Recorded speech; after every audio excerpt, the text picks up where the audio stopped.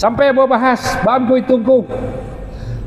Awak kau bersilek ke paling indah 2 daerahnya, nah, tapi daerahnya 3. Nanti awak di gunung, nanti di laut, cik di tengah.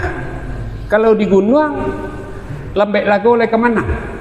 Payu ke rimbo, dapat kayu suka dong tonggak, kau tu ditakiak je kapak. Turang tak kena muah mana apa, 4 tahun 5 tahun, nasa aduh je jajak turang dan muah mana apa. Tu tandolah awak, lembek lagu oleh kemana?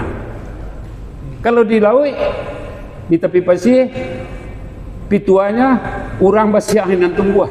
Nanti buah kami sekali itu mangkonya kudu-kudu sileknya memanam marapak. Kalau istilah anak tadi timba balik seimbang, pitungguannya rancak ke.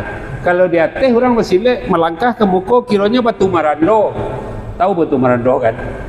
Batu surang, tak ada bakawan, dipijak kira sakit kaki kau. Adik kan dia ditagaleh.